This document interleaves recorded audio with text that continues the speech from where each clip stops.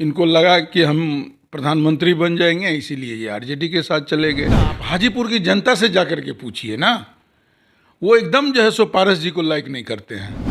चुनावी मोड में हम लोगों की पार्टी जो है सो आ गई है। जो सीट है पूरे सीट पे तैयारी कर रहे हैं, 40 सीट पे तैयारी कर रहे हैं। हमारा तो जो सीटिंग सीट है 6 सीट तो हम लड़ेंगे ही। केंद्रीय गृह मंत्री अमित शाह बिहार दौरे पर पहुंचते हैं और अपने भाषण के दौरान बिहार के मुख्यमंत्री नीतीश कुमार को पलटू राम बताते हैं। तो जदयू के राष्ट्रीय अध्यक्ष ललन सिंह ने बयान जारी किया है और उन्होंने साफ तौर पे कहा है कि दोहरे चरित्र के इंसान हैं अमित शाह। हमारे साथ अभी लोजपा रामविलास के चुनाव प्रचार प्रसार प्रमुख मुजफ्फरपुर के प्रभारी संजय कुमार सिंह हैं। संजय जी, किस रूप में देखते हैं जिस प्रकार अमित शाह बिहार दौरे पर पहुंचते हैं, मुख्यमंत्री नीतीश कुमार पर जमकर तंज कसते हैं, लालू यादव पर तंज कसते हैं, लेकिन जदयू के राष्ट्रीय अध्यक्ष कहते हैं कि अमित शाह दोहरे चरित्र के लोग हैं। देखिए, सबसे पहले जिस भी संबोधन से आदरणीय गृह मंत्री अमित शाह जी ने जो है सो नीतीश कुमार जी को संबोधित किया, वो एकदम सही है। क्योंकि ये बार बार कभी जो है सो बीजेपी के साथ सरकार बना लेते हैं, कभी जो है सो फिर आरजेडी के पास चले जाते हैं, और इसमें जो है सो इनका जो है सो असली चरित्र जो है सो निखरता है। अपने कुर्सी से बने रहने के लिए ये किसी के भी साथ जा सकते हैं। इनको लगा कि हम प्रधानमंत्री बन जाएंगे, इसीलिए ये आरजेडी के साथ चले गए। अभी इस बीच में आप सुने होंगे कि ऐसा बयान उनका फिर आ रहा है जो लग रहा है कि आरजेडी से उनका जो है सो संबंध अच्छा नहीं है। और अमित शाह जी ने जो भी कहा है ठीक ही कहा है। और इस पर जो आपने कहा कि जो ललन सिंह जी जो है सो तीखी प्रतिक्रिया दी है, तो उनको तो लगेगा ही ना। सत्य बात जो है सो किसी को भी खराब लगता है, तो वो जो है सो इसीलिए उन्होंने जो है सो तीखी प्रतिक्रिया दी है। अमित शाह कहते हैं कि नीतीश कुमार ने जनादेश का अपमान किया, लेकिन जदयू कह रही है कि जनादेश का अपमान नहीं किया है, हम अकेले सरकार बना सकते थे, लेकिन हमने बीजेपी को कंधे पर उठाया। लेकिन बीजेपी के लोग षड्यंत्र रचने का काम कर रहे हैं। आप बीजेपी के अब काफ़ी करीब हो चुके हैं, किस तौर पे देखते हैं? कैसे अकेले बना लेते? 43 विधायक को लेकर के आप अकेले सरकार बना लीजिएगा? 2010 की बात उन्होंने कहा था।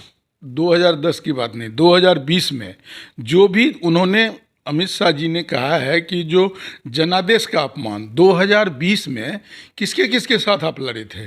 बीजेपी के साथ लड़े थे और जदयू मिल करके लड़ी थी, और वो जो है सो बीच 2 साल के बाद जो है सो वो भाग करके चले गए फिर से जो है सो आरजेडी के साथ। तो इन्होंने तो जनादेश का अपमान किया ही है।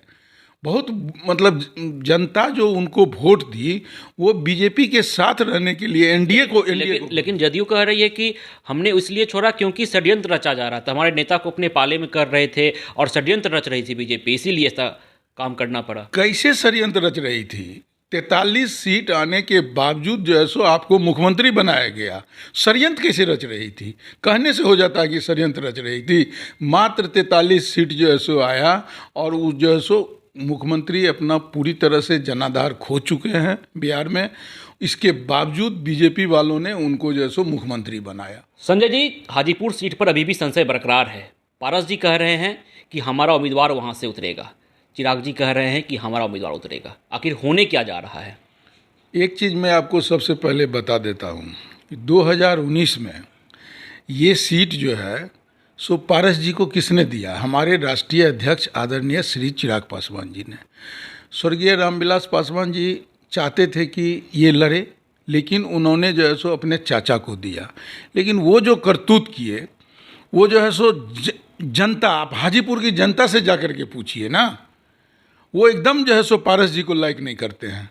और मैं आपको कह देता हूँ कि वहाँ से जो है सो हमारे राष्ट्रीय अध्यक्ष चुनाव लड़ेंगे और रिकॉर्ड मतों से जो है सो जीतेंगे। मतलब साफ है कि चिराग पासवान उस सीट को नहीं छोड़ने वाले हैं। क्यों छोड़ेंगे? हमारा सीटिंग सीट है वहाँ पर जो है सो पारस जी जो है सो किसके बदौलत जीते हैं?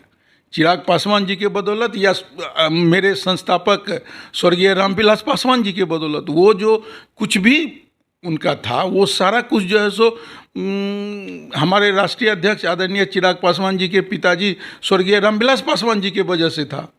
उनको जो है सो जनता वहाँ लाइक नहीं करती है, वहाँ जनता एकदम जो है सो हाजीपुर में उनको नहीं चाहती है।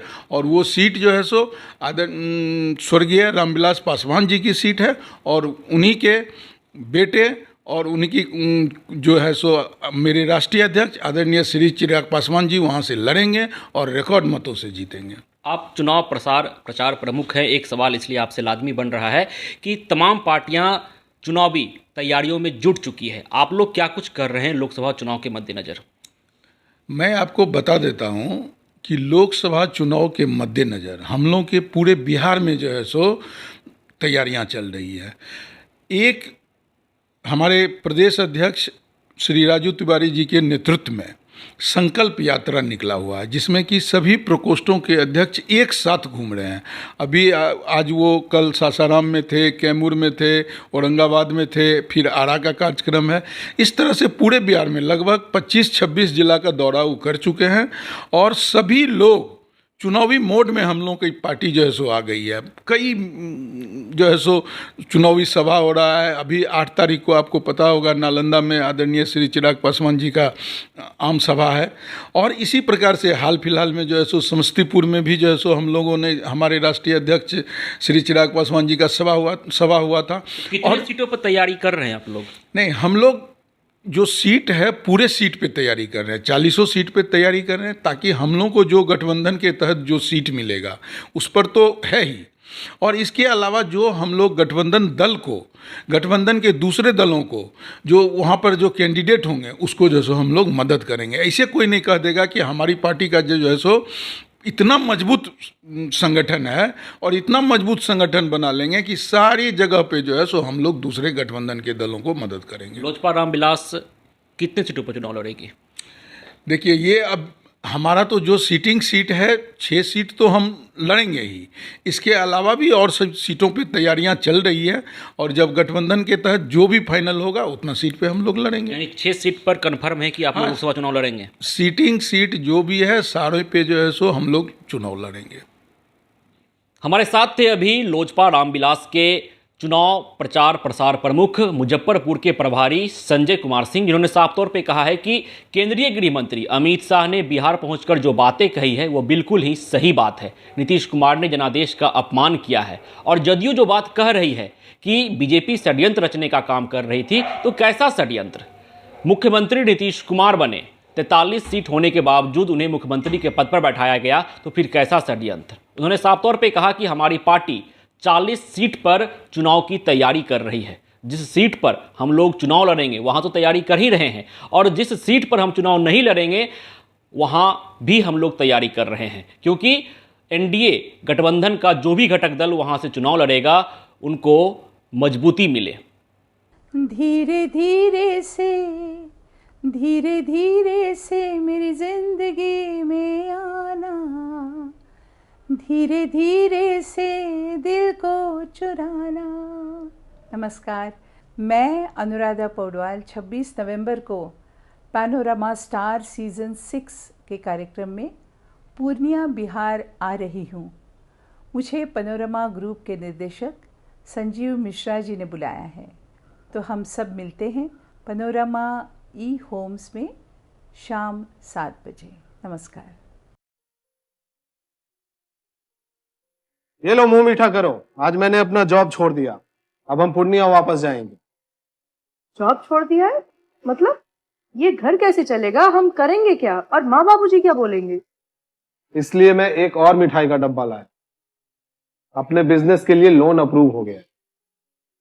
अरे लोन अप्रूव हो गया वो तो ठीक है, लेकिन पूर्णिया में हम रहेंगे कहाँ? अपना घर भी तो नहीं है वहाँ।